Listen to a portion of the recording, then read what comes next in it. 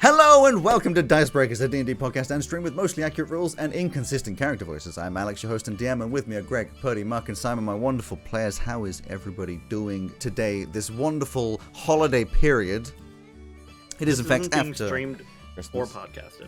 It is being podcasted.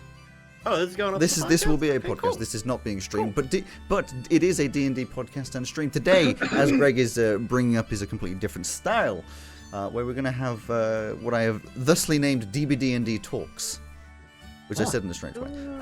Because we don't normally talk at all. No, we usually are really quiet. DBDnD talks, and of course we are, as I'm assuming I've put a wonderful, wonderful title that says something along the lines of C2 discussion, the unnamed campaign. Surely it's the DBDnD debate. It's not. I don't think it doesn't have to be a debate. I think in the future, D&D in it. No, it's true, Debate. but in the future, we will have the DBDnD debate. That I will keep that in the old memory banks and completely forget about it. So, In character, we're out. we've done 27, I believe, episodes or streams, split into parts of a podcast of the second campaign. Which, if you really think about everyone in the group, I apologise to our audience. Excuse me, I do not apologise. You can apologise for yourself, maybe.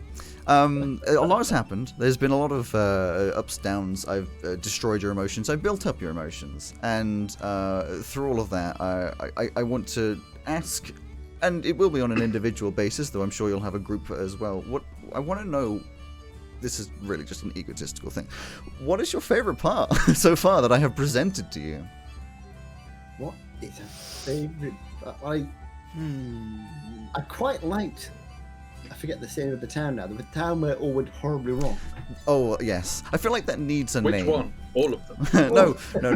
Loru went especially wrong. It's the Loru incident. The Hot Fuzz town. The Hot Fuzz ish town, yes. Oh, yeah. With That's one of my Benby, favourite bits. where, just to clarify, Elsie went on a little bit of a mad one because Velka was unconscious, and some people died. Some people were forced to drink a lot of liquids that then probably made them die, and then they walked away scot-free with no repercussions. So you might have got better.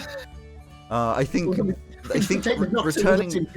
You can take the map and just cross Loru off the map as somewhere you're never going back to again. See, I thought you were talking about.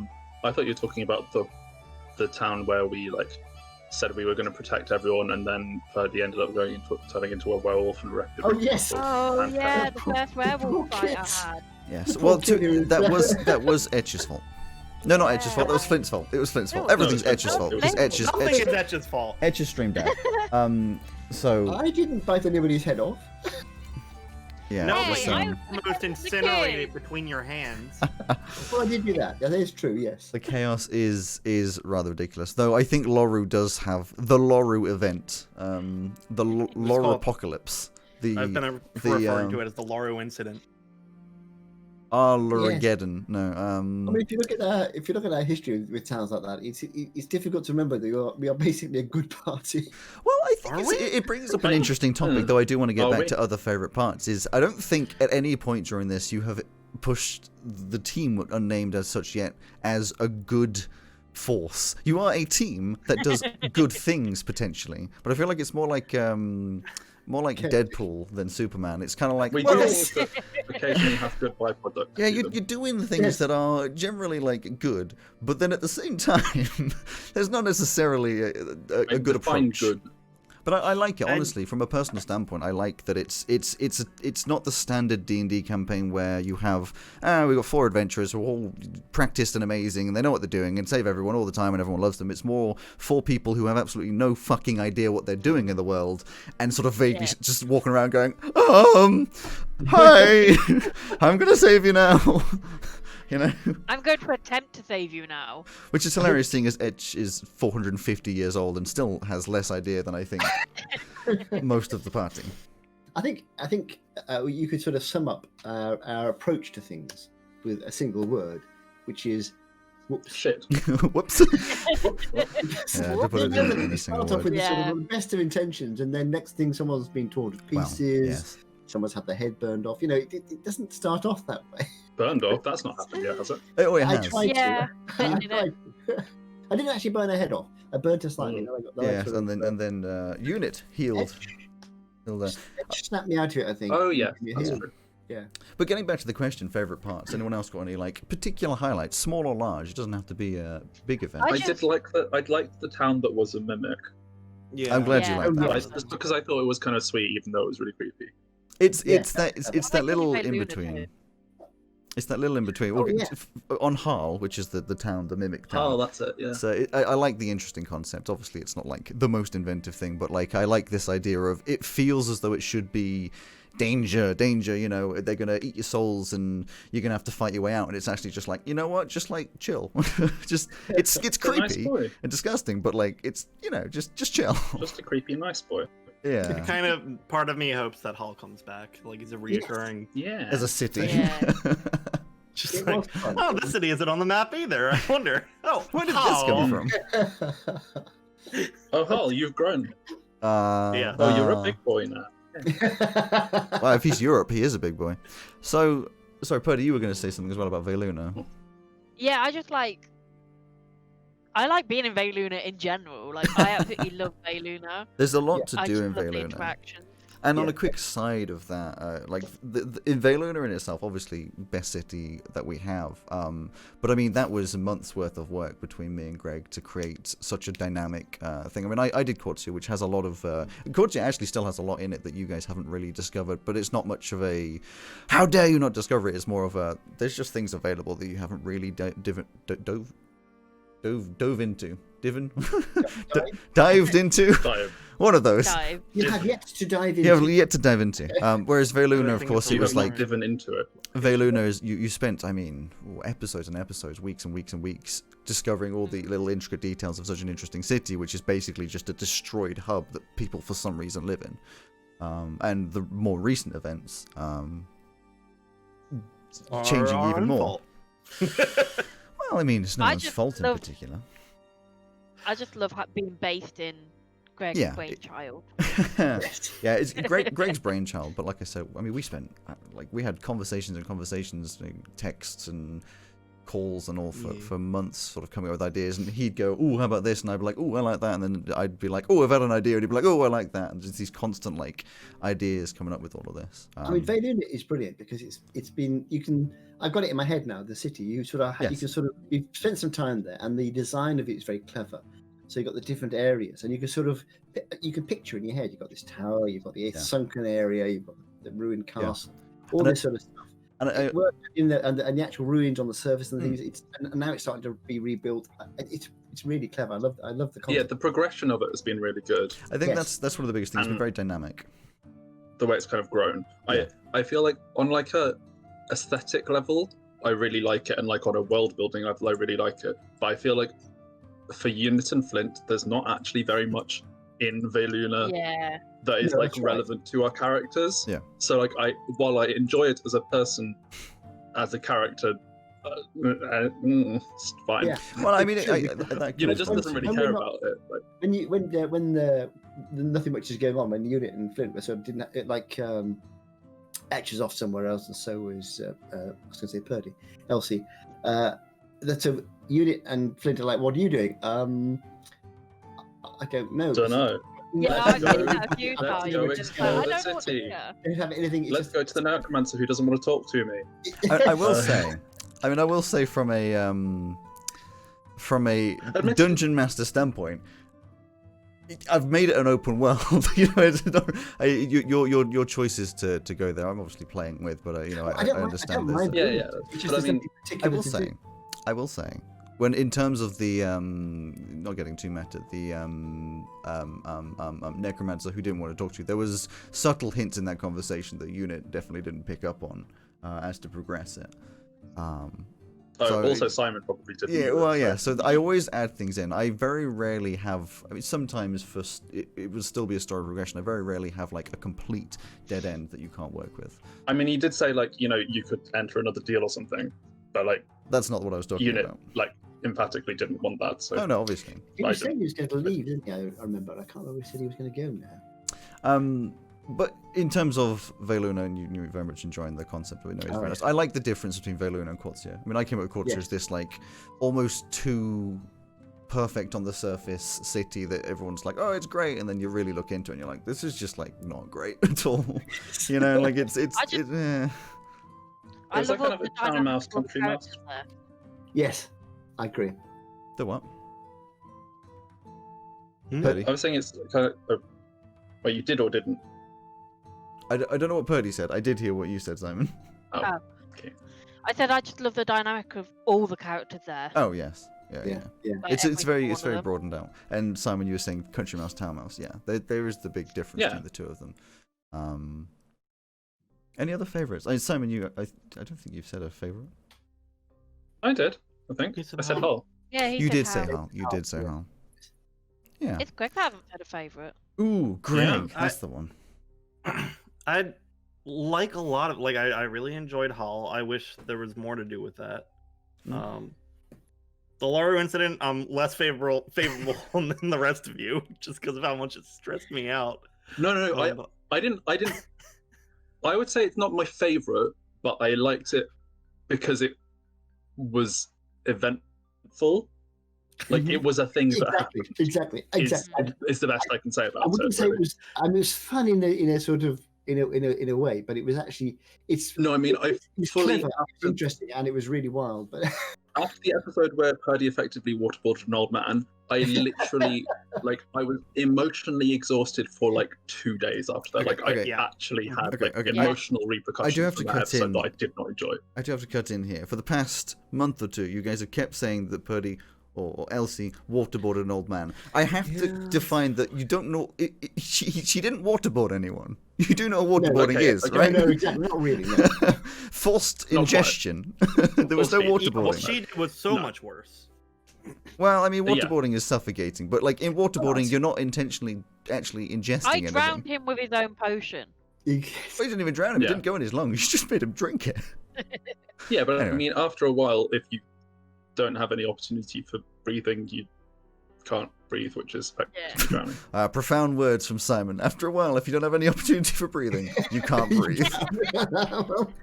But even for me, who was doing all that, I was emotionally exhausted after all of that as well. But I still love it. I feel like Elsie must be a really taxing character for you, Purdy. Oh yeah. Oh yeah. I love her. There are some days that I will do D&D and then I just want to sleep because sometimes it can just be so emotionally stimulating for me that I cannot cope. I do want to add in every episode for me. I do want to add in. Purdy, you're saying that you can't sometimes it says a lot. You have actively said multiple times that you intentionally make Elsie as chaotic as possible. So I do feel like some of this is self-inflicted.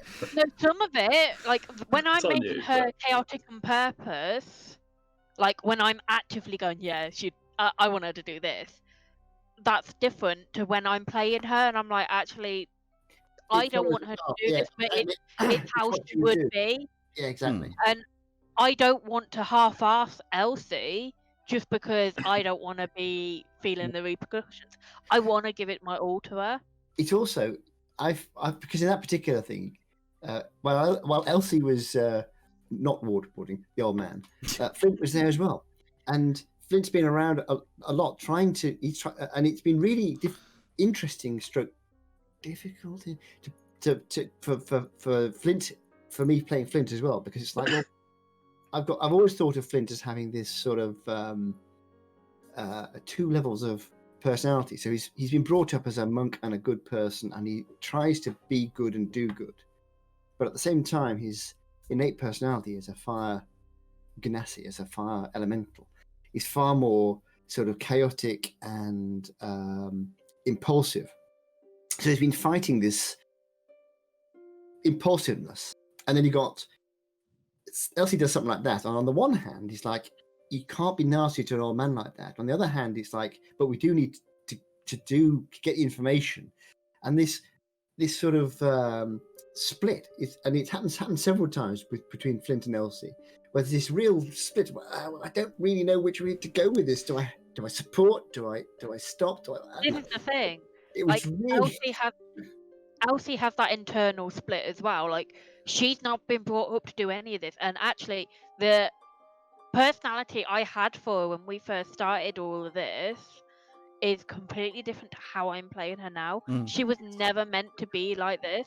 And she does have that internal split of, I shouldn't be doing this, but I need to get to the answer. And she's learned that the only way to get there is by doing these things. I mean, Elsie's got an interest. It happens with every character. You start as an intention, then you go through a story, and you're like, well, everything's different now. But I think that is progression. That's necessary. With Elsie, you're saying like you have to do this to get to where you are. I think it's interesting to add in an extra word of Elsie thinks you have to do that to get to the next stage. Because that's how her brain works. Exactly. It all comes from this naivety of like, well, you don't know how the world works, and you've learnt certain paths and not quite understanding that maybe there's another way to do it. But there's got to be a better way. There's usually that very sort of keen Elsie's like, I need result, and I want result fast. Fastest way to result is this path, and doesn't really analyze. Also because of the way that you've got Elsie following Velka, and Velka's very much like that, and it's quite clever. The way you've developed the character has been really good because it's taking on board somebody who's naive, doesn't really know how you're supposed to handle this stuff. She's just used to being in a pub and serving drinks. Now that she's in a bigger, more complex world, and she watches Velka, and Velka's like, you just go out there and stab it in the face. So, she's come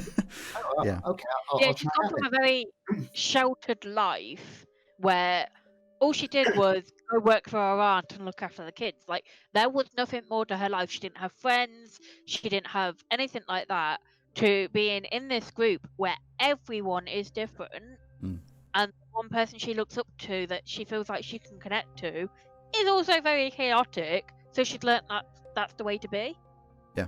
And it's probably gone a bit too far. And this is kind of partly why I think I kind of agree with Alex that like we're not a good aligned party. Like, and I guess part of it, like with plot and stuff as well, is that like as opposed to the previous campaign, which was very kind of standard questy, like our quest like kind of as much as we have a quest, this campaign is like kind of more self-centered because it's all just like resolving our own individual issues that we have. We're not going out to some sort of greater good. Well, in terms of good, bad alliance and all that, I've said before, I think I've said to you guys, I think I've mentioned it on the podcast before, I don't hate, but it's pretty close to forcing you guys to align to a particular alignment.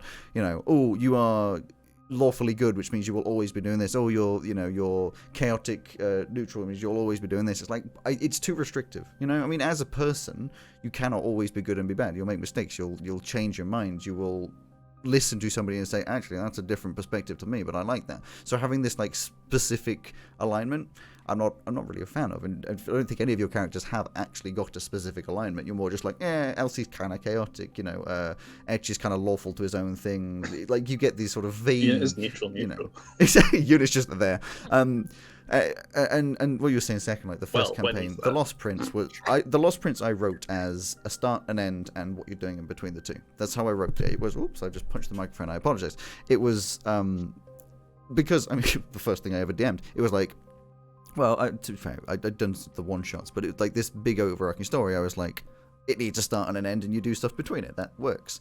Whereas learning from that onto the second campaign, I was like, you know what? Instead, I'm going to make my life hell. I'm going to create an entire world and just plop you guys in it and see where you walk, and then just go with it. Which makes my life so much harder, but I think it makes the story a lot broader and more available for you. I mean, you say it makes your life hell, but like presumably there is some reward in. Oh no, it comes with reward. I enjoy this version of campaigning than the first, though I did enjoy the first one. This one brings up situations like Loru where I expected you to do some sort of sneaky stealthy mission where you sort of sneak through, find some information and walk out, maybe inform the mayor. Oh, that's all good. Whereas instead you went a completely different path, and I loved it. It's this completely different. I had to improvise basically the entire way, work out what you're doing. But it's easy to improvise when I've got the characters, like the NPCs are written out, the story's written out, the situation is written out.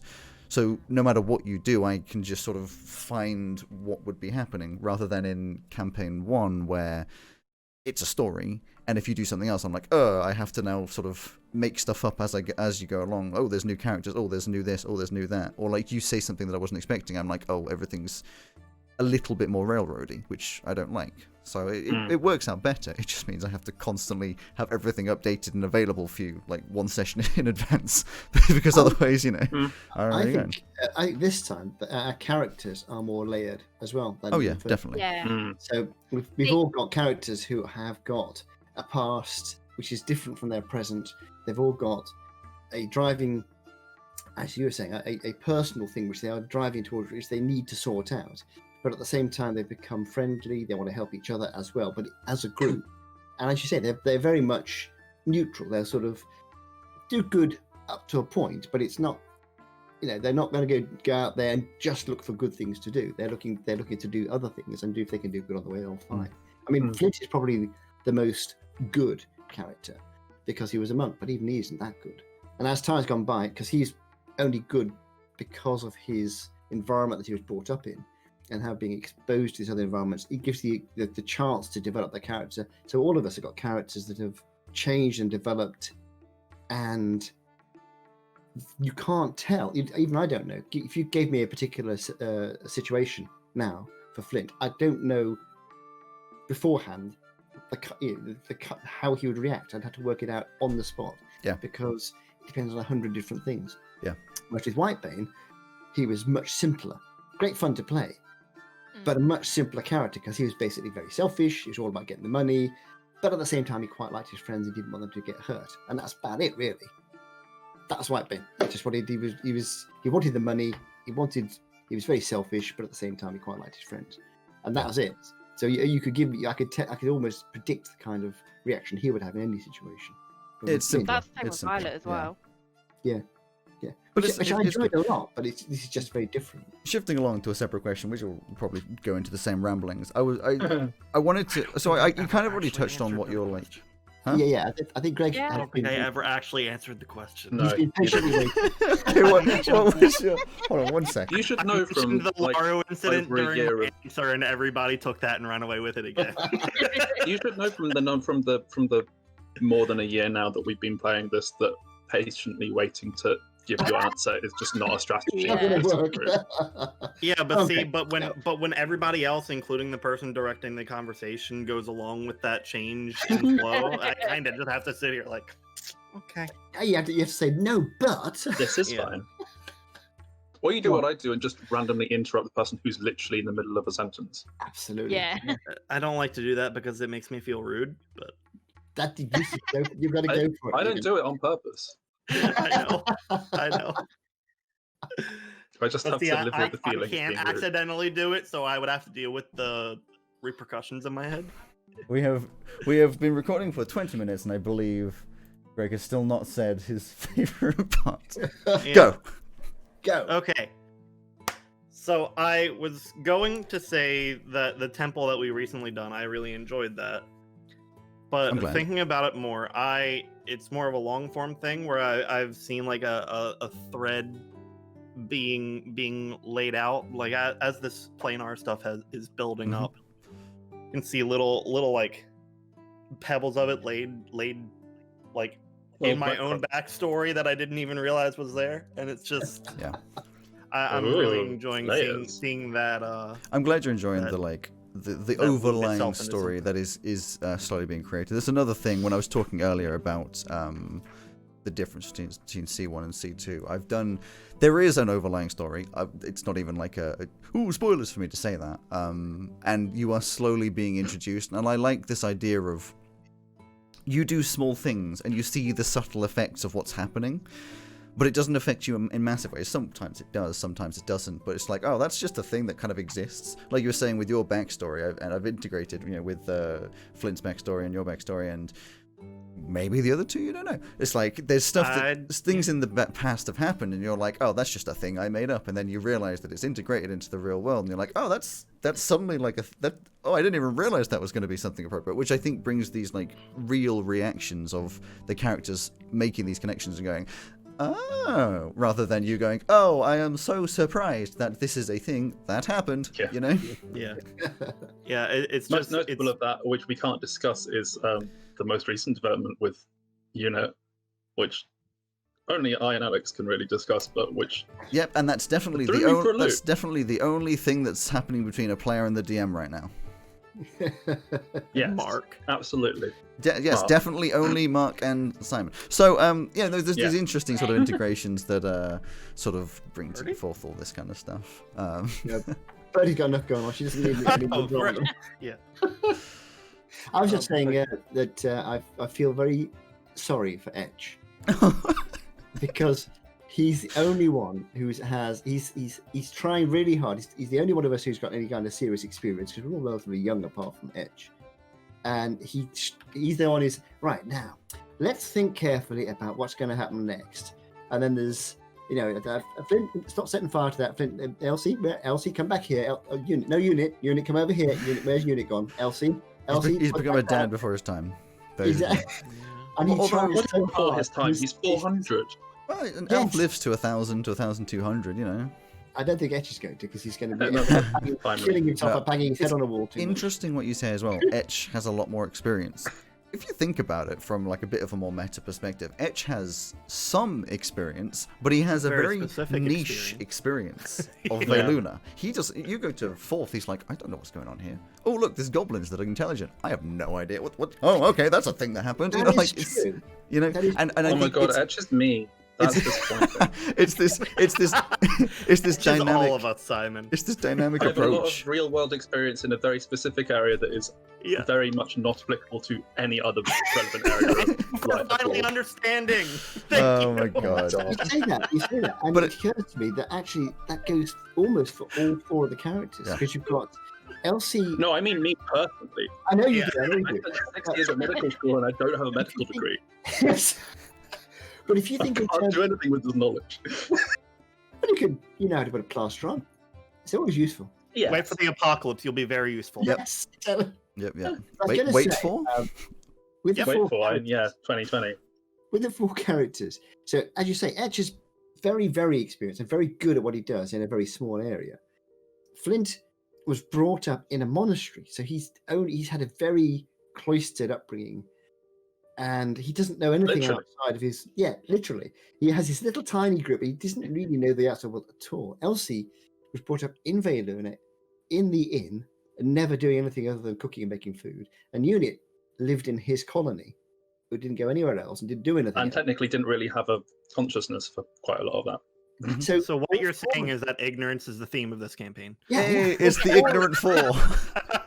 Yeah, we're some a bunch of rocks. And the ignorant imbeciles.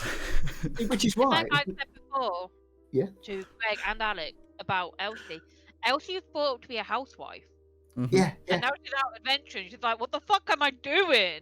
This isn't what I'm brought up to be. And that's true for all 4 of us, I think. Panic, it works. This is probably one of the reasons, and it works quite well, that when we go into new situations, all 4 of us are like, I'm going to try this. And there's Edge is the one who's thinking about it. Elsie follows Velka and just hits it. Flint is like, I don't really know. And Unit is what's the best and most logical approach to help me. Even if it's not to be fair, actually very useful. Yes. Unit tends to be going, why are we doing this right now? Yes, exactly. Yeah. I don't understand. What are you up to exactly? So, yeah, and it works really well. Trying to move forwards now that we've done all of that. I have other questions. We've only done like one question. Oh, no, actually, there's one other thing while we're talking about characters. Is there really? A big difference between this campaign and campaign 1 that I think is brilliant is that we are not the only 4 players. Well, so, yes.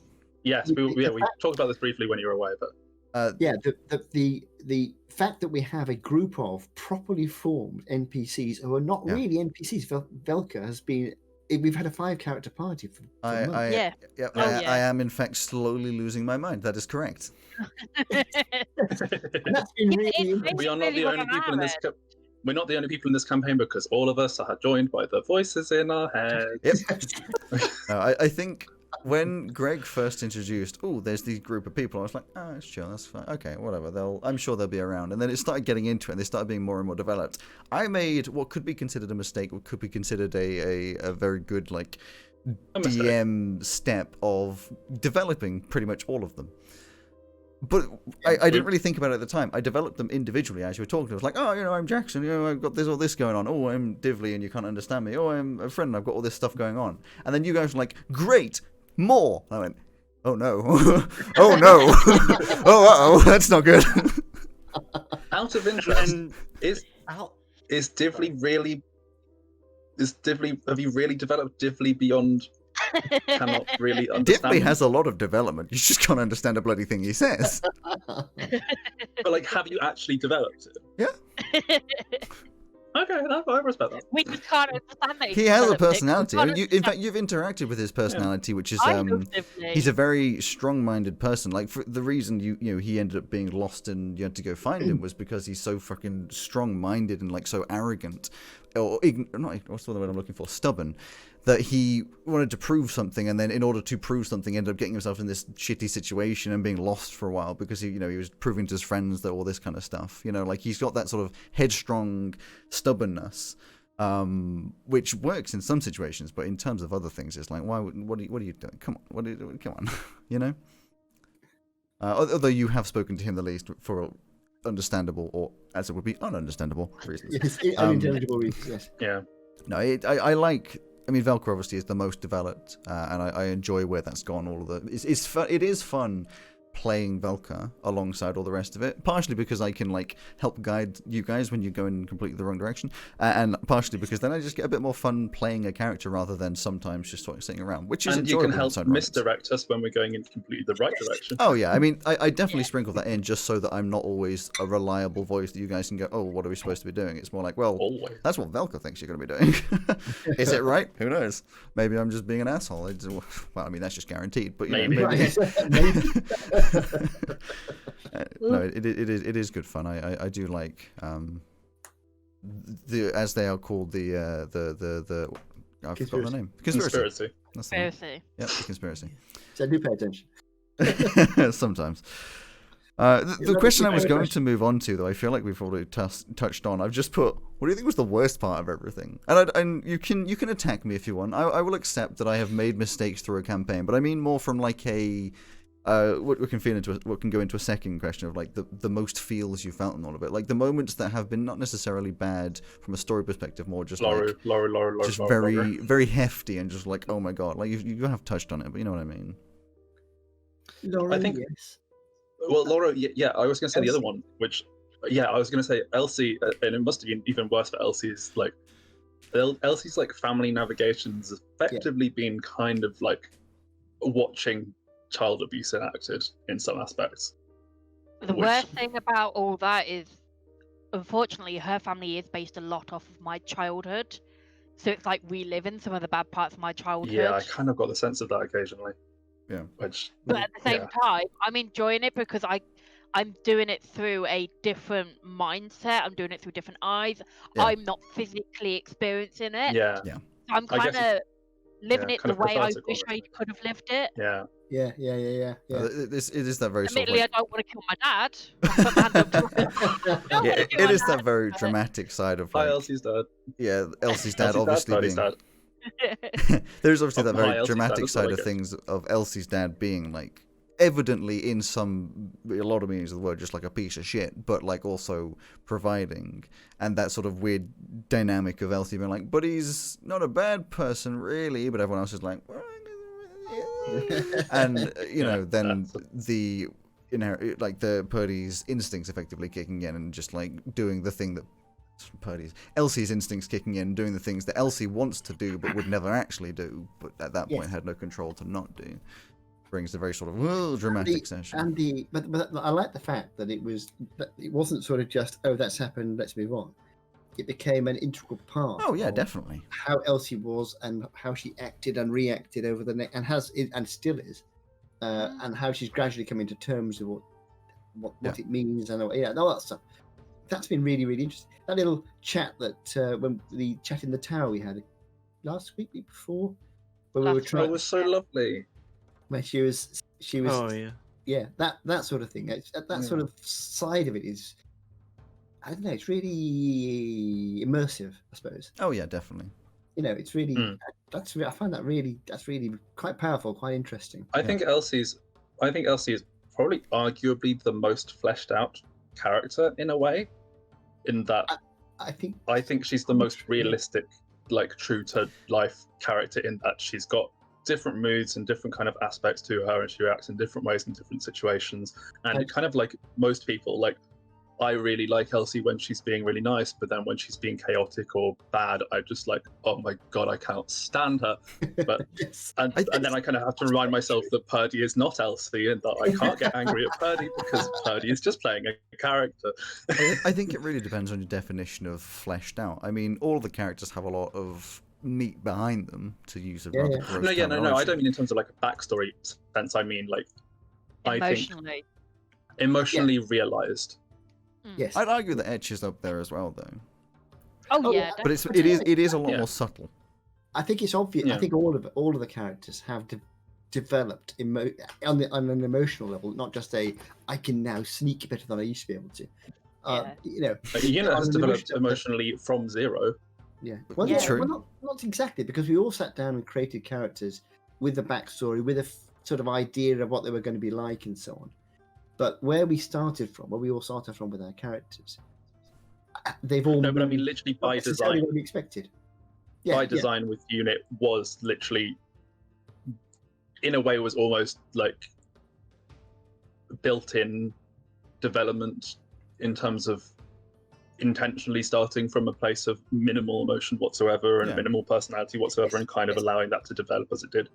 Yes, absolutely. I think we've all sort of had a sort of general idea of the sort of direction it was going to go, and I think as we've gone along, we're diverging from our original plans. Some more than others. I didn't have any clear idea of where Flint was going to go, except that he was going to be. He's been separated from his past, and he'd been brought up in a very enclosed.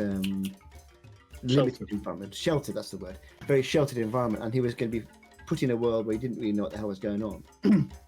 But beyond that, I hadn't really worked out, and perhaps it was a mistake, but I've never really worked out how would I expect him to develop. I'm glad I didn't, actually, as it did. I don't think it's worth trying to plan a development, because there's so many factors that get included in it. Like, if you try and force it, it just ends up being like bulls contesting, your heads bashing against each other, and you're like, well, just go with the flow. It's. And also, I suspect if I had tried to do that, you'd get this sort of step development. It's about time he went to the next stage. Yeah, exactly. Whereas instead, they are gradually changing. I mean, they have big things that suddenly make a change, like Elsie suddenly gets lycanthropy, and that makes a sudden change. Well, yes. I mean, that's something even I didn't expect. So at this point, true chaotic nature. It's like Elsie. Like, my original idea was like her life's been planned out for her. She had this big plan. There was like a new step in the plan that wasn't originally there, but they've added it into the plan, and her whole life is just planned out. She even makes plans like.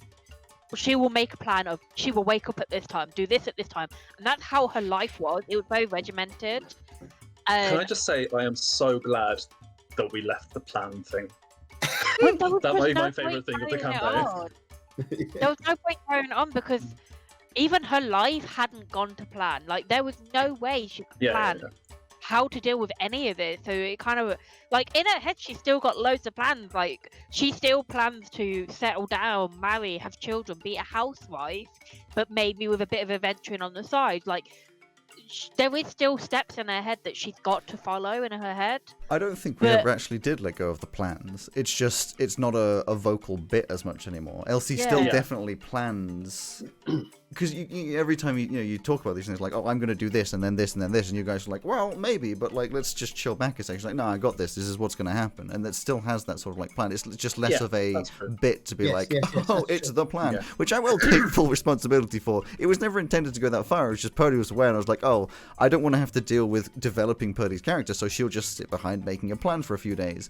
And then you guys got back, and it kind of just turned into this, she's been incessantly, insanely coming up with a plan for a few days, and my attempts to not develop a character created a new character sort of arc. And I was like, oh, whoops. It was already a thing from our character conversation. Exactly. We did come up with like this thing that Elsie was going to be very much a planner. She plans things. Like, she's got plans set out for how she thinks Dugnut's stream should be, and everything like that.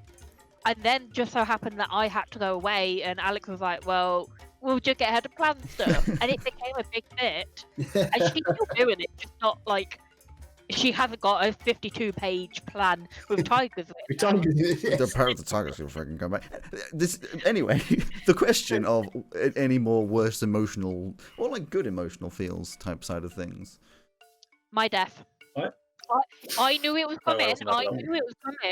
That was a fun one. But even then, You like did? those tears that I had when I was pretending to be upset about her death were real. Like I was really like, it was the way the party responded and the way Velka responded. That was the one that got me. Like I knew I was going to die. I knew what was happening, but I just wasn't. I actually didn't listen to that episode, and I wasn't there. What actually happened? Oh, you were there, were you? Wow. I wasn't there.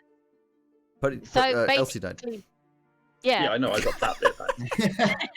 No, like, so we were fighting the plane wyvern things, and Yeah. Alex kept going for me, which was, I could tell were winding people up, but Alex kept going for me because we had to kill me off. We didn't have to. Oh, you had that planned out, right? Yeah, well, not, I knew I was going to die at some point. I think, okay. if I'm right, this is because of a wild magic misfire. Yes. Oh, right. Yeah. And there's still some I parts do of that we don't know about, apparently. Yeah. No. Which I'm still... Plenty. But Yay. then, like, because Valka and Elsie have developed a friendship, the way Alex went off as Valka, like, it was a completely different side to Valka that I've never seen. She was absolutely distraught. She was crying. She was afterwards as well. She wouldn't, like, when I came back, she wouldn't leave like Elsie alone. She kept holding her hand. Like Elsie went to go to the toilet, and Valka was stood behind her. Yeah. And just all of that, I was like, oh my god, I didn't expect this response to something that I knew was going to happen. I knew I was going to have to fake being upset about like failing my roles and everything, but I didn't expect the actual emotions that happened afterwards. No, was- Valka's emotional Yeah. state is one of those that's just like she constantly puts on a front of I know exactly what I'm doing, which is completely influenced by Etch's front of I always know what I'm doing, except she has less idea of what she's doing, and is actually an emotional teenager. So, you know, and I think it's funny because she's used to people assuming she knows what she's doing because she's 80, 87, 88, 89 years old. Whatever number that is, it's almost 90 years old, which to a human is like, bloody hell, you've been alive for ages. You know exactly what's going on. She's like, haha, yeah, I have every idea of what's going on. Because there's, in my mind, just sort of like for elves, I mean, we've spoken about, me and Greg have spoken about this, like the progression of elves, maturity of elves is obviously slower in its first standpoint. But I think there's definitely a mental state of, an elf doesn't expect to be an adult until like 150 or so. That's when you're sort of expected to know what you're doing. Mm-hmm. So it's not that you haven't had the chance to be experienced over the last 90 years. It's just you haven't wanted. There's no point. Oh, I'm an elf. I'm gonna. Nothing's expected of me until that age. So at this point, when she's a late teenager and equivalent and is expected to do things, she's like, but I'm not normally expected to do things. So why? I don't know. Yeah, sure, I know what I'm doing, and then things go wrong, and she just completely loses it because she has no idea what the actual way of doing things are, and she hasn't had the best emotional example. Which is funny because Etch has influenced Valka, but Valka's then influenced Elsie. Yeah. Yeah. And Etch Second-hand basically influenced both of them. So Etch is emotions. Elsie's grandfather. Oh god. It's more like Yeah, sibling, it's more yeah, like a elder father. sister. Yeah. Yeah, I think it's like an Valka older was a sister. I think Etch is like the father of the party, effectively. Oh, he is. Yeah. He's Oh, yeah. party dad. He's the voice of reason. He's the voice of Try to be. something. Exactly. Yeah. And but I think he's the father of a party where the party are all mid-teens. I would say Velka is not acting like a late teenager. She's acting like a mid-teen, about 15, 16.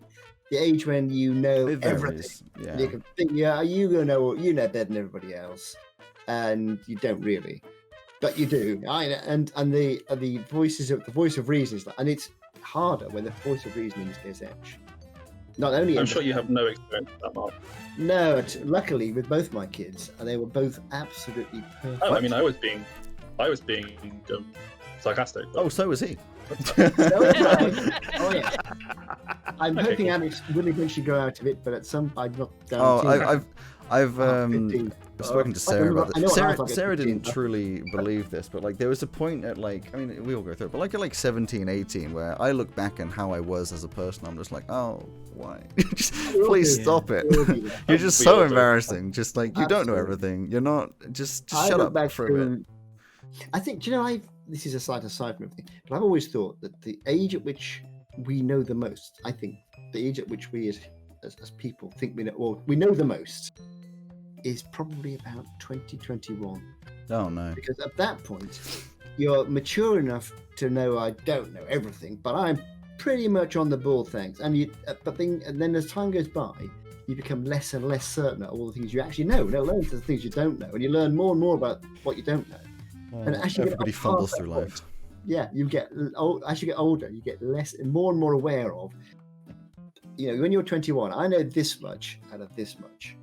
And then when you hit like 40, 50, I know this much out of this much. Yeah, that's Yeah. what Etch struggles with. Is like he knows he doesn't know anything, but he knows that you guys know even less. So it's like, Yeah. Oh god, but imagine. I mean, extrapolating from Mark's model of getting older and then realizing that you know so little about so much. Imagine reaching like 400 and something. How much you know that you don't know. Like, Oh yeah. just taking like- that off. he's like, I just want to protect my people and Yeah. and do my thing, myself. That's all. But That's elves, that's what I'm. elves take a Yeah. completely different. Elves in our world, in general, take a completely different approach to that sort of thing. They don't. Some of them might, panic about I don't know a lot of things if they want to know a lot of things. But there's a lot more like arrogance in some places, but in other places, like I'm not gonna know everything. I'm 800 years old, and unless I go to every single corner of the earth, which just isn't happening, I'm not gonna know everything. I'll just do the bits that I know and sort of get on with it. It's like you keep maturing. They keep maturing mentally, but physically don't. So they wouldn't necessarily panic in most cases. They'll just like go into a specific, and maybe they'll branch off to a second specific or a third or a fourth. But I have a question. yes, I have a question. yes. For people, for everybody. You can be Velka. It just occurs to me. In one word. No, that's not right. You need to be doing with the knife. No, In please one don't. word. In one word. Please. How would you describe your character? Actually, you know what? I'm going to cut into that because there is a question from Twitter, which is, can you describe your character in 3 words? So I'm going Okay. to... I never answered the emotional Yeah, no, I know you didn't. question. Oh, sorry. Go ahead, Greg. Greg just stays You quiet. will start talking I'm up, sensing Greg. a theme. I don't like interrupting people. Do it. The whole like first part of Etch's story, where with oh god, what's his face? Carl? Tal, thank you. Yeah, that whole part where everything was uncertain and it was just Etch being said, you gotta make it, or being told you gotta make a decision. I'm like, every decision I could possibly make is going to have. Oh yeah, it's picking the Consequences. lesser of 2 evils, isn't it? Yeah, that part was. I did sleep after all those sessions that was a part of. Yeah. I napped for like 3 hours after each one of those. Like, it's a very hefty thing. I mean, think about Etch's point of everyone's like, right, Etch, you know the most about Tal, so what's the best thing to do? And you're like, I have no fucking clue. Like, what am I supposed to do here? He's a 15-foot monster. What do you want? Just deal with it. Oh, Yeah, invent something. I I don't don't know. Obviously, we need to move on to like new questions and stuff, but I did have 2 kind of small, I don't know, observations, which were broadly that I think I've been more tired after these sessions generally because I think they are more like there's more like emotional role play Mhm. involved. Like it's Yeah. not just us doing some fights or whatever, Mhm. which Yeah. was the case more in the previous campaign. Mhm. And yeah, that's I've definitely felt more of an impact of that in post episode relaxing. Yeah. I And the do other, the and the same other with kind of extrapolation of that is that I've kind of taken Unit's character as like a challenge for me to push myself in roleplay stuff because I'm not like an actor or like I know, you know, you're gonna say like none of us are actors, whatever. But I am like, definitely an actor. Acting was never one of my like things, and so it's not something that I'm particularly accustomed to. And with someone like Minim, I can kind of rely on backstory and kind of a trope. Like it's a lot easier. It's a lot easier to follow a track record that's been set out for you than to have to actually respond on a instinctive basis on yeah. You can see where I'm going with that. No, I know what you mean. Yeah. I mean, I think we've had this discussion many a time. I think me and Greg find when we play, I mean, me especially, obviously I'll speak for myself, I say this a lot and it sounds like a really sort of like cheesy thing to say, but I don't find that I have to think about the characters. I just start playing the characters and let whatever the hell's going to happen. Like, I changed my mindset for if I'm playing Velka, I'm just being Velka, and whatever I say isn't something, sometimes obviously it's planned, but like a lot of the time I'm not. Like the conversation up like last episode with Elsie when Velka was talking about any of those kinds of things, or the emotional one where she's like, oh, you know, I got to stay back, you got to go, sort of thing. None of that was written out or planned or thought of. It's more, all right, I'm Velka. Velka's been pushed into a stressful situation, and finally her true emotions are coming out. What are those? And just sort of letting it happen, which makes it easier from like an improv standpoint, because I'm not trying desperately to mentally put myself in. I don't know. I just go there and go, all right, this is me now. The same with all the other characters, which is why Velka is more developed, because I've done Velka more. I play Velka more rather than the others, but you know, I still got there. And I know Greg kind of does the same sort of thing. Sometimes. Yeah. Well, I blanked out.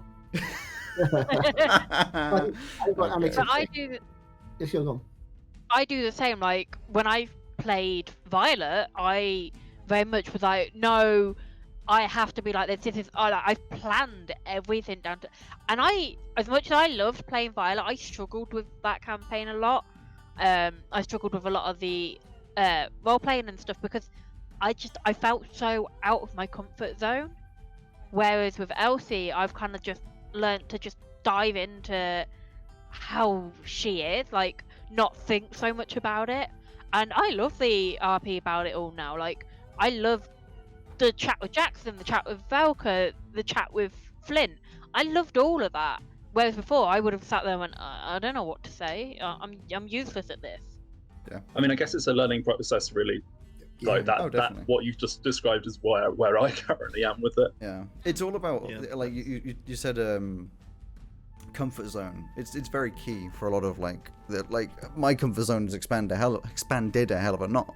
God, how about some words are included in this sentence? Has expanded a hell of a lot to the point where I'm happy playing basically any of the characters that are presented forwards. But like, there's obviously limitations where I would start being pushed in my comfort zone. It's just a lot wider, and it's all about expanding that out and realizing I don't give a toss anymore. You know, like who am I going to be embarrassed in front of is more the standpoint. Obviously, if I had to like play, you know, Flint's girlfriend, it gets really weirdly awkward because that's my dad. Like that's a push in the comfort zone. You say that, but not necessarily, because when I'm playing Flint, I'm not thinking in terms of as true as that is.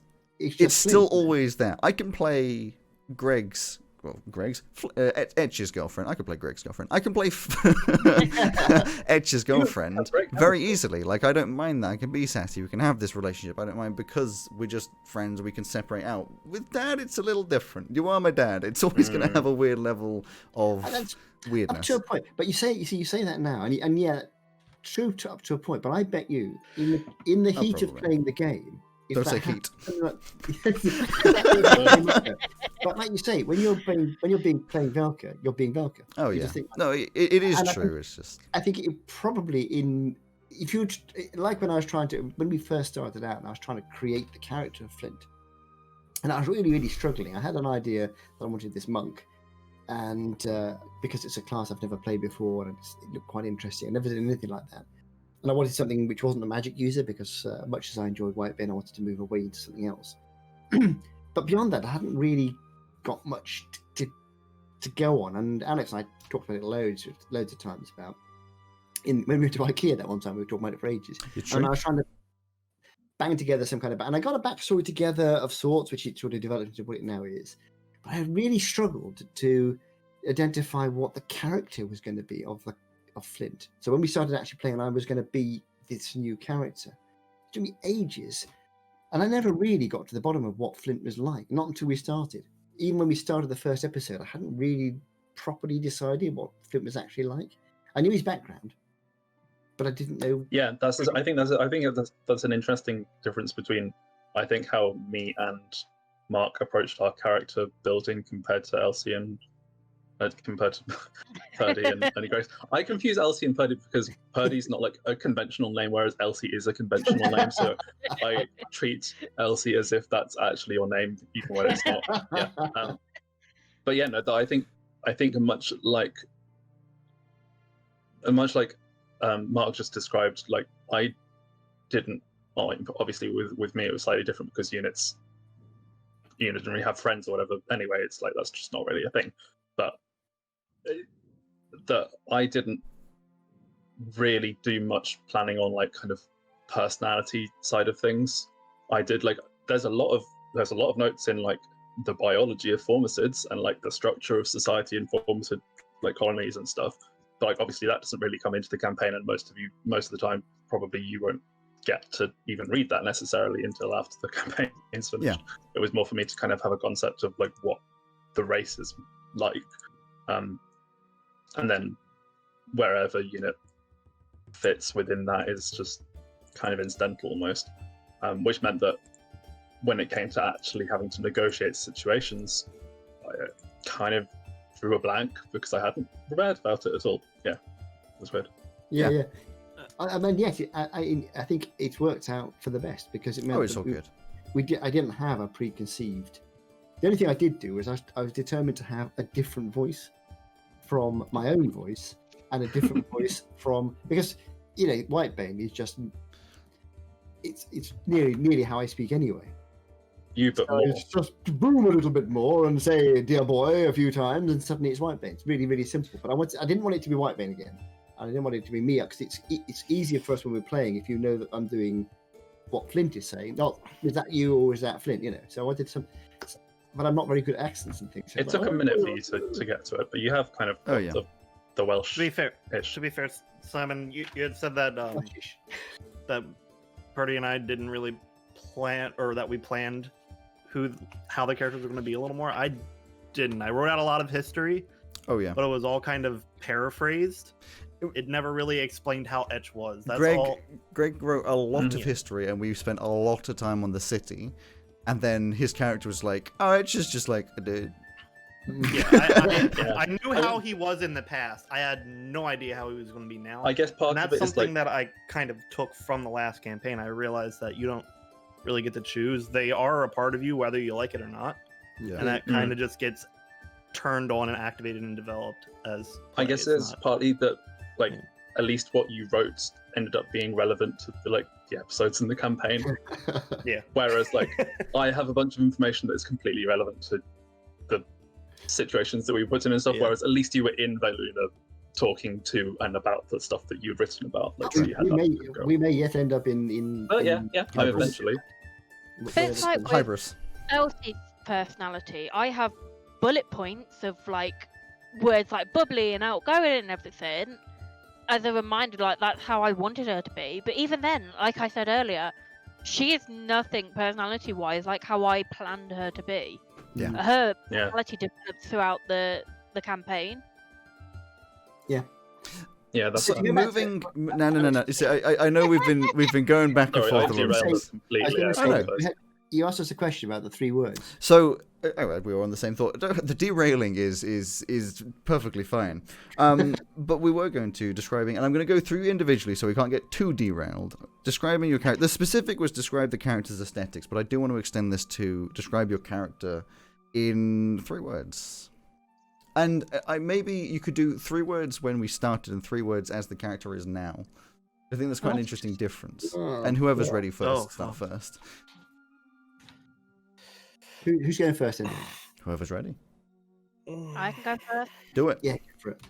So originally she was going to be like bubbly, outgoing, and like really positive. Whereas now she's chaotic, doesn't trust a lot of people. That's not one and word. But the complete Untrusting. opposite of positive. Yeah, untrusting. There we go. I can describe current Elsie's aesthetic in 3 words, and that is QAnon conspiracy theorist. Yeah, chaotic, untrusting, but she is still loving. Like she Caring, absolutely yeah, definitely. adores the people she's with, and she I'd say will that's do true. anything, including die for them. That's true. So I think And then come back to life. Yes, I think well, she doesn't mind dying now. She's tried it. It's Elsie. Yeah, Jesus. done that. Got the T-shirt. So I think Flint Flint? originally would have been how I pictured him was calm, generous, and stubborn. That's how I sort of envisaged him originally. How he's become, I think he's become more cynical. He's become more. I can't think of the word for it. He's more Worldly. Yeah, worldly, but he's also. Instead of cynical, I think probably worldly is a better word. So worldly. What's the difference? Yeah, well, it's just slightly different. Cynical has a more sort of negative edge to it. I know. Is more. That was the joke. So he's become far more worldly, but he's also more community-minded. If that's one word. So he's part of the group rather than being an individual. So he's altruistic. Yes, but more to do with the group than the world in general. But also more opportunistic, I think, than he was. Fair. It's interesting because I thought you were going to say he used to be TTT and now he's TTT. Yes, he does like his cup of tea. That is true. But now bacon juice has taken over. So, Etro unit. I guess the unit. I don't know. I mean, up until pretty much last episode, unit's description kind of would have been fairly consistent with what I had in mind at the start, which is essentially kind of pragmatic / objective, inquisitive, and I guess kind of remote. And then as of the last couple of episodes, that's kind of, I mean, it's still kind of the same, but it's exploring in a different way, kind of inquisitive in a different way in terms of discovery of emotions and the kind of the possibilities of having a personality. Just add in the word confused. Yeah. Yes, and confused. That's also currently the situation. Oh, it's interesting. It's interesting. Right, I think there's a lot of characters. Always do that before it's Greg's turn. So next question would be. Etch? Oh darn. I was trying to figure out how he's changed, but initially I would have said that he's selfless, dedicated, and intuitive. I think the dedication has changed after meeting with what's his face, the King Bragan, his first name. Oh, Since we're on a first name basis, Alwyn. There we go. After meeting with Alwyn again and kind of seeing the world outside, he's a little less dedicated to the city itself. He's okay with the changes now. Original Etch would have been about as crazy as Elsie was with all the changes. After seeing the world a little bit, that's different. I don't know what other thing I would say to describe him now, though, instead of dedicated. I don't know. You can stay the same. Tired. It doesn't have to be 3 different So words. Tired. Tired. Yeah, he's definitely tired. But... Here's a question then, which would be, so for each of us, how would you describe the other 3 characters in one word? In one word? Only one word this time. So you get 3 words each. I know, just one word this time. No, you get 3 words each because it's one for each character. Yeah, exactly. 3 words each. Question mark, question mark, question mark. From Unit's perspective, probably. Actually, it's interesting. From Unit's perspective, what would be the other three characters? Well, from the character's perspective, I'd be interested to know what they think of the other three characters. Yeah. I don't know. I think Elsie definitely confuses Unit in a major way. Like, really, just has absolutely no idea what's going on there, like at all. Well, that would be down to Unit's so unused to chaos because everything's so regimented and everyone's of one mind that someone doing things unpredictably is just like unpredictable is probably your best word there, isn't it? It's just I can't work out what. Completely that. I don't know even. I think he likes Etch the most because Etch is also quite consistent. Generally, he's the most kind of logical, kind of objective-minded. You're doing a really good job of one word per character. I know. I know. Consistency. Cool. I'm okay with that description. Yeah, consistent. There we go. Okay, so we've got chaos. We've got consistency. Consistent. Flint. T. T. Probably, yeah. Shall I do mine? I got my 3 words. Do it. Go for it. So the 3 words, how Flint would see the other 3. So I would say Elsie, lost. Etch, dedicated. And Unit, I had the word and I forgot it. Unit, I would say, is focused. Ooh. Those are like actually good. How dare you say actually good, reasonable words that are a good talking point rather than something we can mock and make fun of? That's how Flint sees it. Guys, by the way, I'm probably going to have to step away at about 4. That's fine. There's a couple of questions which we'll get to. Etch, or, well, you know. Greg, what again? There is. The only one I have is for Elsie right now. Elsie is naive. Definitely. In a huge way. Flint. The first word that came to mind is liability, but not quite. You know what? Let's go with that one. It's reliable with a question mark. Yeah. Reliable? Yeah, it's brackets brackets liability. Yeah. Reliability. Yeah. Oh, and Unit. Present.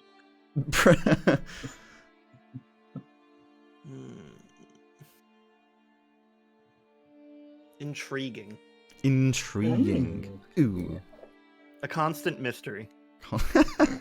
Which is funny because there's not a lot to unpack. Himself as well as always. Elsie? Unit's definitely confusing. Elsie? Like, yeah. I thought you were also misnaming Birdie. It's interchangeable now. Unit is definitely confusing. Like, she just does not understand him one bit. Etch is probably loyal. Like, she knows that Etch has got her back and she can trust Etch. And Flint's probably warm, not because he's on fire, because, like, he's always been there for her. And, like, going back to the other episode where he had that big talk with her, she knows that she can confide in him and, like, he will be there to support her when she needs it. That talk was straight up the most lovely thing. It was. It was very much. Very nice. Yeah, these are all some very interesting words, and it'll completely change, I'm sure, over the next however long we How would the DM describe? Oh God, how would I describe all of the different characters? I'd say in one word. I'll start with Etch being. No, I won't start with Etch because I don't know. Exasperated. You know more layers than the others do. Yeah, it's difficult as well because I got like there's a lot more to the characters that each of you don't know. That it's interesting seeing the perspectives. It's like Alex's own self-enforced NDA. Yeah, pretty much, yeah. Ooh. There's many a word I have to try and choose from. Flint, I'd say forward thinking. Definitely. Like, as in, Flint always has this, like, you seem to know the next step. Whether or not it's right or not is the question. Whether or not it's impulsive or not, you don't know. But, like, he's always got this, let's take the next step. You know, he's always the voice that says, let's move forward rather than stick around on whatever problem we're currently on. I'd say Etch is reasonable. Mostly. From a point of the voice of reason, he is trying to be, you know, party dad. He's like, well, let's collate all the information Party and dad. pretend that I know what's going on. I'd agree. I can't remember which one of you said it. I'd agree with Elsie. I can't remember which one of you said the two words. It's kind of like a 50-50 on lost and naive. I think they're two very good words for Elsie. Just this, like, the chaotic nature, all of that just comes from having no idea what's actually in front of her, just sort of, like, running forwards and hoping that whatever she steps into isn't... Well, a little, but, like, it's running forwards and hoping whatever you run into isn't actually going to be a bad thing, and just dealing with it as it comes at you and hits you in the face. For example, the irrationality snake. is like a symptom of the others. Exactly. Yeah. Just being so lost, it's like, I've got to... And feeling like she has to pretend to know that she's what she's doing, you know. And then Yuna, I think, is just like, I was gonna say the word like straight, which I know there'd be a joke made out of for Simon, but what I mean is more just like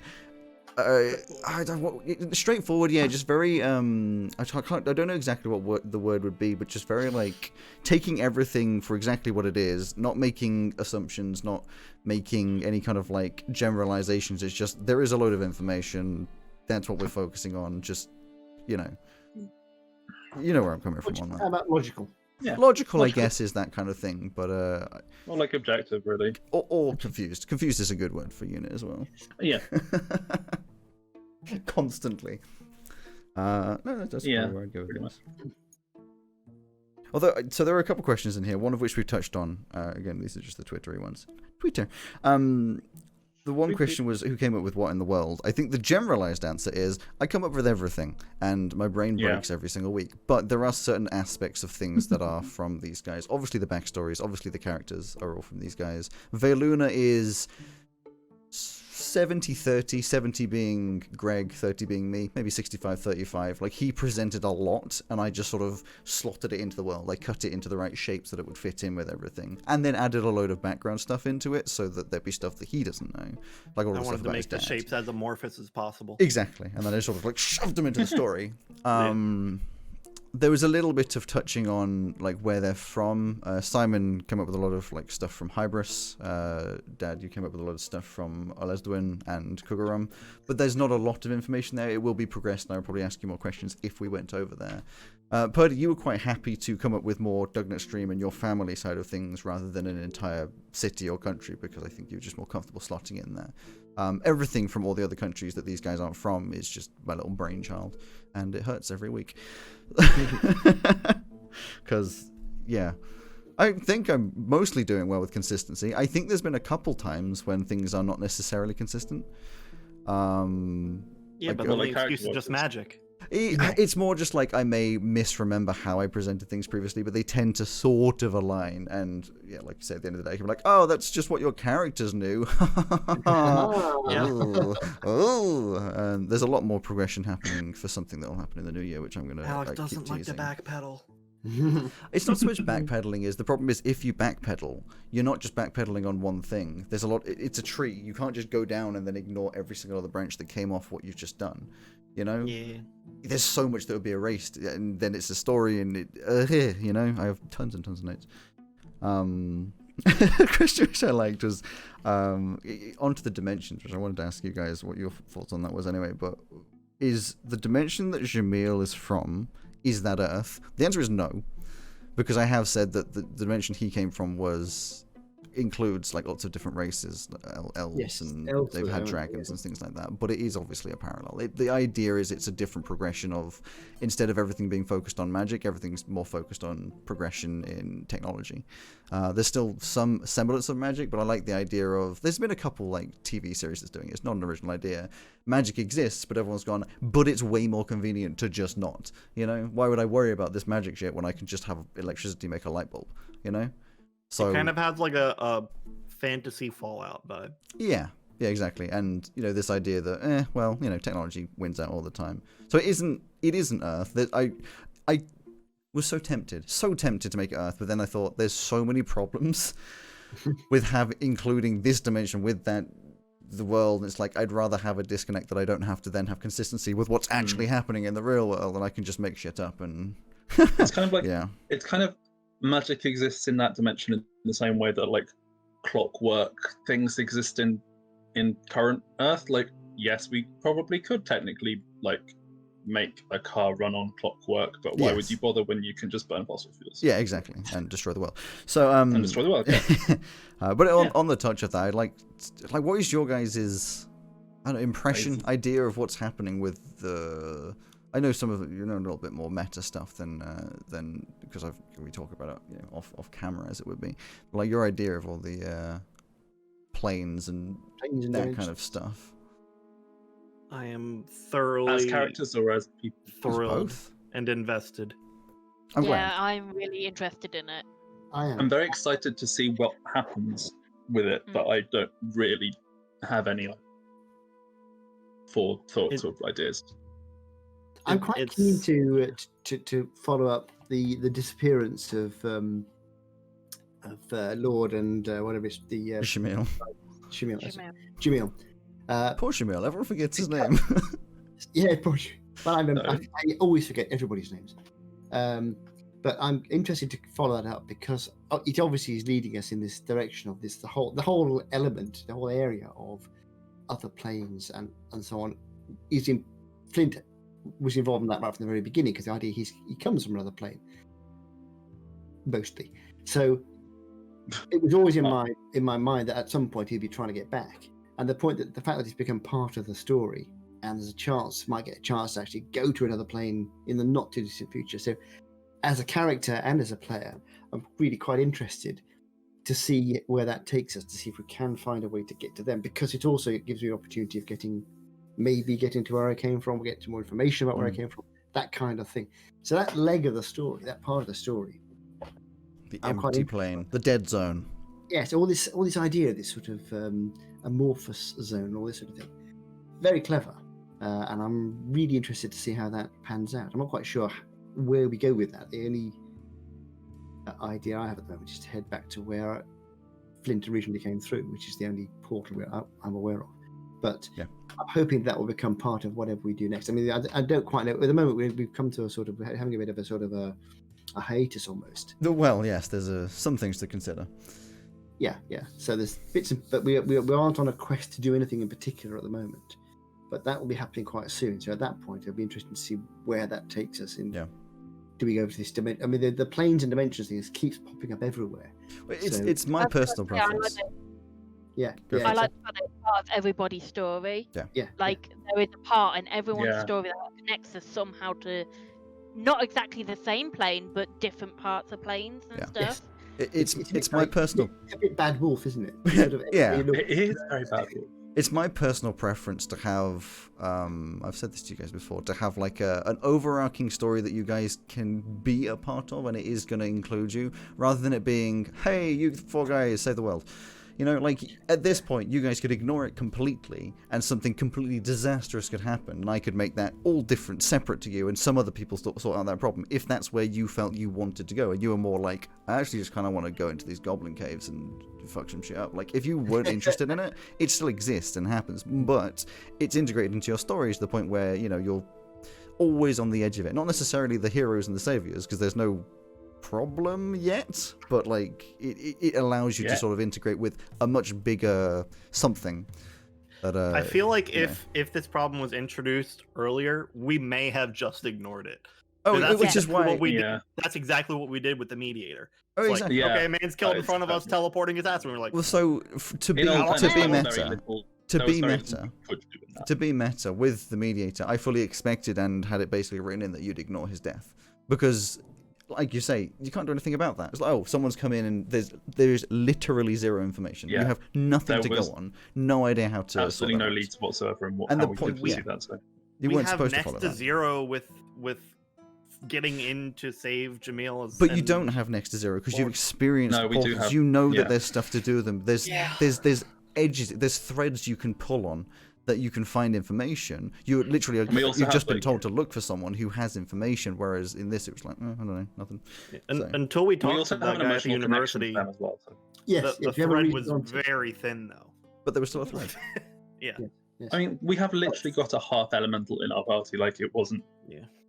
That Yes. there was always going to be some sort of potential lead in that direction. Whereas with the mediator, it literally was just like, guy appeared, killed him, died, and then girl appeared, as Simon says also, because this time we have, as you said, we are emotionally invested in two of the characters who have been abducted, and therefore we have a reason to want to chase it down. With the mediator, we'd finished our business with him anyway, and there was no particular. If he'd been killed and we hadn't got our information yet, we'd have been then we pushing around trying to find a way to get to him. Yeah. We don't know Jamil and Lord much more though. Like maybe 2 or 3 days more worth of. But we have like story relevance for them as well. Don't forget that Elsie needs Lord.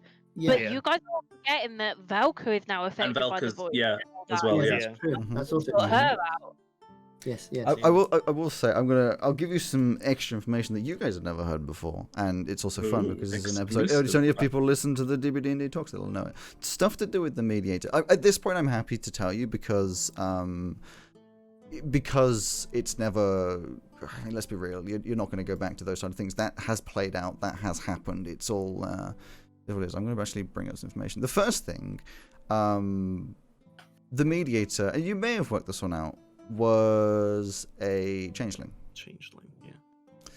And you know, at some point you were met by like, I can't remember what they called him, like Jerry or some other dude that came in to check on you. That was the mediator.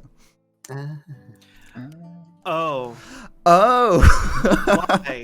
Why?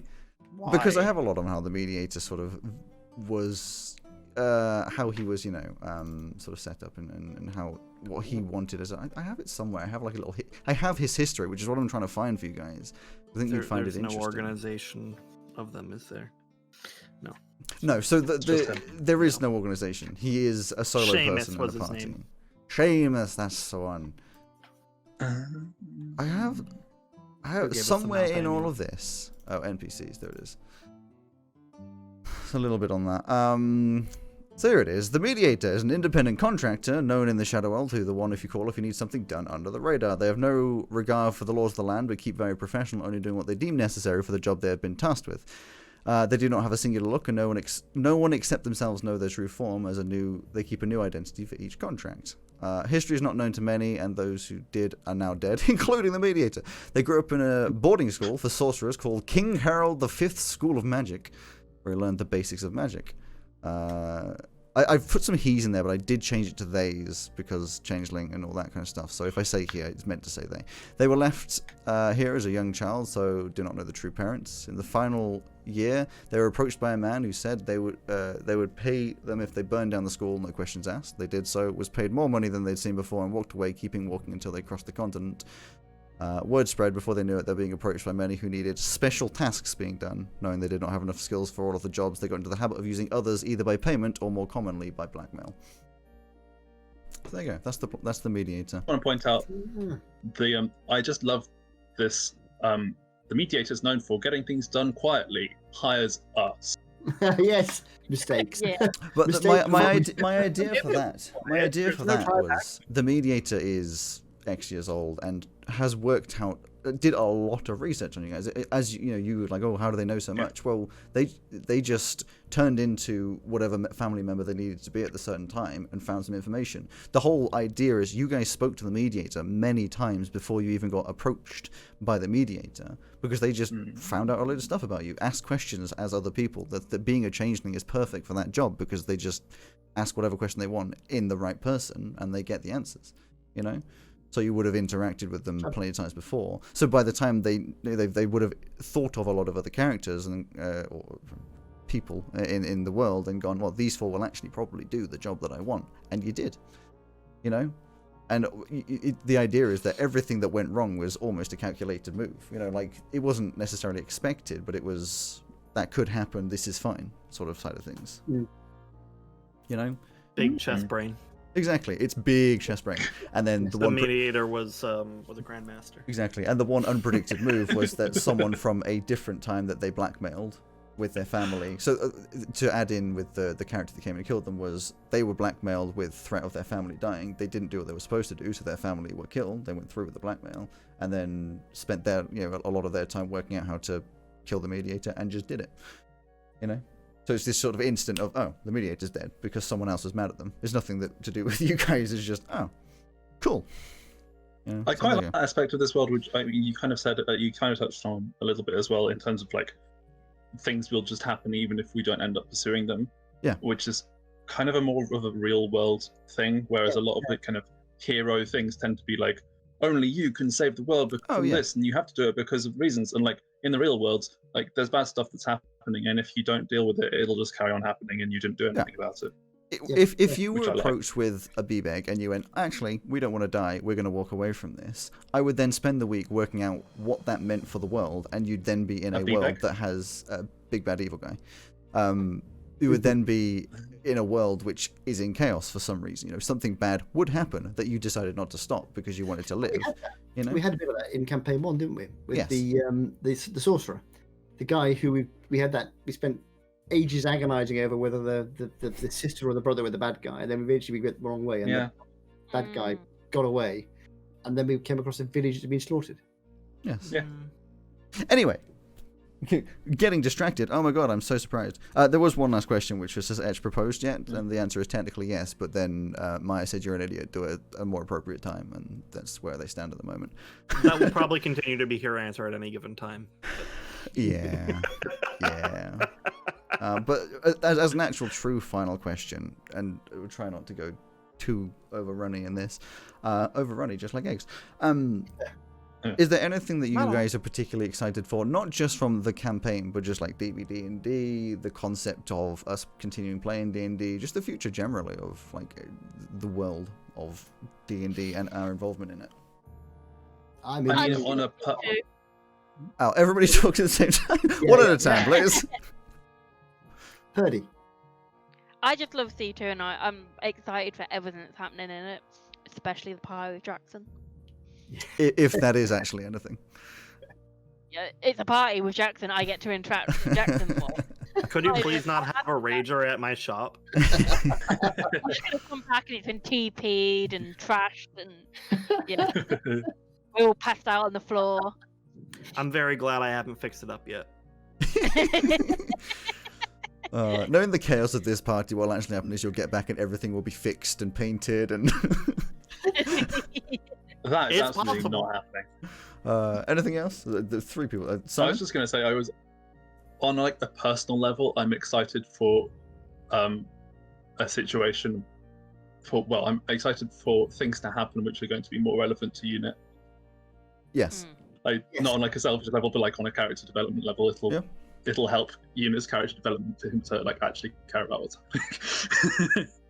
For sure. And like he does care about the party, but like all these additional side characters, while I enjoy them as a player, as a character Unit really doesn't care very much about the rest of the conspiracy.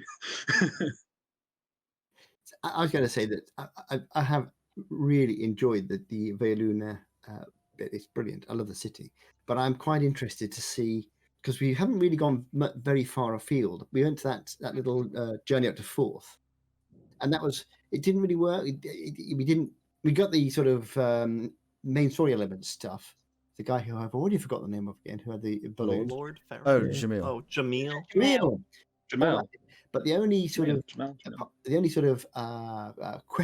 side questy thing to do kind of thing that happened was to do with the two stones, which didn't go anywhere because we looked at them. We went to one place, went to another one. They both said it was them. We went, okay, fine, and went home. So we haven't really had much exposure to the rest of the world yet. I'm quite interested to see some more places. I'm looking forward to exploring, like the place that the mediator said that Flint should go to. This Black Knight place. That's an interesting one. Maybe going back over to where to Cougar on the far continent and seeing some different areas. Yeah. I'm looking forward to sort of getting and now we have the ability to sort of pop backwards and forwards with these. I like that idea. You introduced the idea of these portals. Mm-hmm. Because otherwise we can spend weeks playing just getting from A to B, and that's great in a way. But if you want to if there's some element to the story you want to move forwards, it's nice to be able to just pop over and then spend weeks in an area rather than the traveling bit, because traveling bits can be a bit samey. Yeah. Oh, exactly. Hence why I sort of let you teleport back. I was like, we could do the entire same travel of you going back on a boat and then going through all the cities. I was like, probably a word, but the world is so big. The world you have created is so big. You don't need to have the journeys. You've got loads of places to go and explore. We can go up north. But of course, you have places you can teleport to, but there's only like 4 or 5 of them. You still have difficulties. It just gives us a little bit of a sort of jump start into a next area. So well, you say that, but Unit now does have plant. Whatever the tree stride is that is better. The good plant travel. The good plant travel. Yeah. The good plant. Yeah. Getting the good plant. Yeah. My thing that I am looking forward to is I really love that temple with all the Perwelven stuff. Yeah. I'm excited to see or learn more history about the world and just see the world that kind of pops up as time goes on, even past the time of these characters. That stuff will still exist. And also find out what's definitely not happening with Flint. Nothing's happening with Flint. Something's definitely happening with Flint. Nothing's happening with Flint. What are you talking about? Nothing's happening. Well, everything is fine. He got a new coat. There is no war in Bossing Say. Yeah, that's all. He's just being sleepy. And it's your time. Yeah. Yeah, very sleepy with other people's riches in his bag. But, I did have apart from one rather nice gold skull, which I really should do something with the space. Yeah. You should really do something with it. I'll get around to it eventually. Uh-huh. Yeah, if you don't, then someone else will. Anyways, it has been... Cool. Anyway, I need to head off. It has He's ending it up right now! It has been I was agreeing. An hour and a half, which is about where I expected this to be. I'd love to do more of these in the future, if we have the time to do it. But for now, we will. I think this podcast is most likely to go up. Well, for us, it's tomorrow, which is the 29th. On YouTube, hopefully the evening of the 28th, though, depending on how much time I have to edit down. There will not be a podcast on Friday because there is no content. But then we will have the Twitch stream on Saturday where we can have fun times, which Purdy is very excited. You mean we're not going to have a 4-hour podcast of silence? Yeah, I mean, I could just do that. I'm sure it counts as art. And until then, we would awkwardly... In fact, actually, for the YouTube, we could awkwardly wave at the camera and also, for the podcast. Hope you had a good Christmas. Yes, or holiday, or whatever it is that you celebrate at this time of year. 2021 is a bit better. Well, this is our gift to you. I'm so sorry. Oh, dear. Also, thank you to everyone for the lovely dice-based gifts. Yes, indeed. And thank you to all the people who sent in questions and things for us to talk about. And all the listeners. Yeah, everyone who supports us in general. Absolutely. And when you've got bright ideas of what Flint should be doing next, just let me know, because that'll always help. Because we have no clue what's happening. Anyone want some tea? Oh dear. Actually, I'm going to make a cup of tea. Yeah, so. Goodbye. Goodbye. I hope you enjoyed this episode of Dicebreakers. Thank you to Kevin MacLeod for the use of his music in this episode. For more information, look in the description. And a big thanks to you for listening. Don't forget to follow us on Twitter at DicebreakersDnD and on Twitch at twitch.tv/DicebreakersDnD. And make sure to come back to hear the next part of this epic journey.